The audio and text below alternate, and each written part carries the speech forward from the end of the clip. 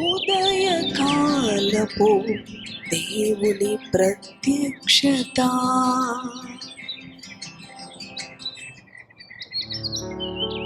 Praise the Lord. ప్రభునందు ప్రియ దేవుని బిడ్డలారా, ప్రభునామమున మీ అందరికీ నా శుభాభివందనాలు. అనుదినము దేవుని ప్రత్యక్షపు వాక్కును బట్టి ఎంతగానో మీరు దీవించబడుతున్నారని విశ్వసిస్తూ ప్రభుని స్తుతిస్తూ ఉన్నాను.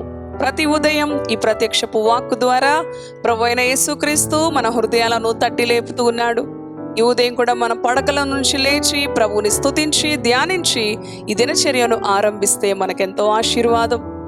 ఏ విషయాన్ని బట్టి కృంగిపోకుండా, నిరుత్సాహపడకుండా ప్రభు ఇస్తున్న దేవుని శక్తి కలిగిన వాక్కును ధ్యానం చేద్దాం, స్వీకరిద్దాం. ఆయన అనుగ్రహిస్తున్న ఆయన ఆజ్ఞలను గైకొందాం. ఇది మనకెంతో ఆశీర్వాదం. మరి ఈ ఉదయకాలం ప్రభు అనుగ్రహించిన ప్రత్యక్షపు వాక్కును ధ్యానం చేసుకుందామా? ఇర్మియా గ్రంథము 1వ అధ్యాయము 17వ వచనమును చదువుకుందాం ప్రియ దేవుని బిడ్డలారా.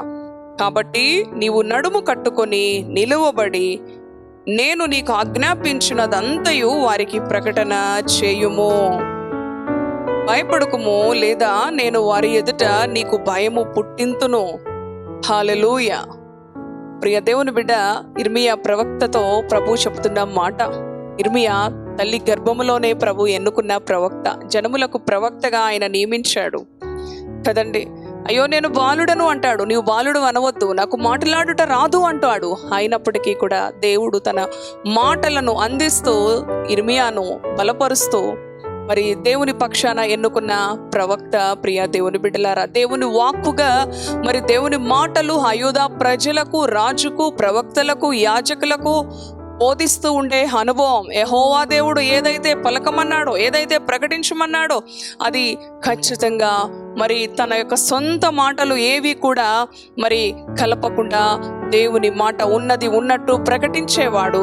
ఎవరికి భయపడేవాడు కాదు. ప్రియ దేవుని బిడ్డలారా, ఒక ధైర్యశాలి అని చెప్పవచ్చు ఇర్మియా. ఈ ఉదయకాలం ఆయన నీతో కూడా అంటూ ఉన్నాడు, భయపడకు, లేకపోతే నీ ఎడల వారికి భయాన్ని పుట్టిస్తానంటూ ఉన్నాడు. ఏ విషయాన్ని బట్టైనా నీవు ఈ ఉదయకాలం భయపడుతున్నావా? ప్రియ దేవుని బిడ్డ, ఇర్మియా అన్నాడు, నేను బాలుడను, నీవు బాలుడు అనవద్దు, నాకు మాట్లాడుట రాదు, అయినా నేను నీకు నోటికి మాటలు అందిస్తాను. అలానే నీవు కూడా నాకు శక్తి చాలదయ్యా, నాకు ధైర్యం లేదయ్యా, నాకు భయమయ్యా, ఏ పరిస్థితిని బయట అయినా కృంగిపోతూ ఉన్నావా? ఈ ఉదయకాలం ఆయన ఇర్మియాను ఎలా నిలబెట్టుకొని ఆయన పక్షాన బలమైన సాధనంగా వాడుకున్నాడో, నిన్ను కూడా ఆయన వాడుకోవాలని, నిన్ను కూడా నిలబెట్టాలని, నిన్ను కూడా ఒక ధైర్యశాలిగా ప్రభు మహిమార్థమై ఆయన ఆశీర్వదించాలని ఆశపడుతూ ఉన్నాడు. దేవుని యొక్క వాక్కుకి లోబడినట్లయితే ఆయన ఎవరినైనా వాడుకుంటాడు. ప్రియ దేవుని బిడ్డలారా, ప్రతి పరిస్థితిని కూడా మనము ధైర్యముతో ఎదుర్కొనే విధంగా దేవుని వాక్య సహాయముతో మనము ముందుకు కొనసాగాలి. ఇర్మియా భయపడుతూ ఉండగా మరి దేవుడు ధైర్యపరుస్తూ ఉన్నాడు. ఇర్మియా ఒక మరి ప్రకారము వలె నేను వారి ఎదుట నిన్ను నిలబెడతాను, నీవు ఒక ఇనుప స్తంభము వలె నిన్ను వారి ఎదుట నిలబెడతాను. క్రింద వచనంలో చదివితే ఇత్తడి గోడ వలె నిన్ను నిలబెడతాను. చూసారా, ఇత్తడి గోడ అంటే ఎంత బలంగా, ఎవరైనా దాన్ని పడగొట్టగలరా? ఇనుప స్తంభము ఎవరైనా కూల్చగలరా? ప్రకారము ఎంతో బలముగా ఉంటూ ఉంటుంది, దాన్ని ఎవరన్నా కూల్చగలరా? ఇర్మియాను వారి ఎదుట అట్టి రీతిగా నేను నిలబెడతాను. ఇర్మియా, నువ్వు వెళ్ళు, నీకు చెప్పినది నీవు బోధించు, ప్రకటించు.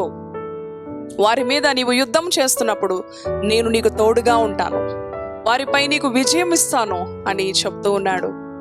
ఆయన నీ పక్షాన కూడా అట్టి రీతిగా ఉన్న దేవుడు, నీ పక్షాన కూడా అటువంటి గొప్ప కార్యాలు చేసే దేవుడు. ఈ ఉదయ కాలము ఇర్మియా దేవుడు నీ దేవుడుగా ఆయన నీతో కూడా మాట్లాడుతూ ఉన్నాడు.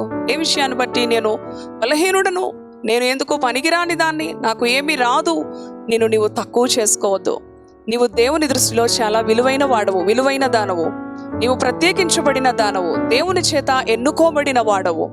కాబట్టి ఈ వాక్కులు నీ కొరకే. ఈ ఉదయకాలం ఆయన నిన్ను కూడా గొప్ప చేయాలని, నిన్ను కూడా ఆశీర్వదించాలని, నీ భయముల నుంచి ఆయన నిన్ను విడిపించి ఒక ఇత్తడి గోడ వలె, చూసారా, ఒక ప్రకారము వలె ఆయన నిన్ను బలపరుచుకొని వాడుకోవాలని ఆశపడుతూ ఉన్నాడు. నువ్వు చేయవలసినది ఒక్కటే, దేవుని యొక్క సహాయానికి నిన్ను నీవు అప్పగించుకో. నీ దేవుడు చేయవలసిన కార్యమును విశ్వాసముతో, నమ్మకంతో ఎదురు చూడు, ఆయనను మహిమపరచు.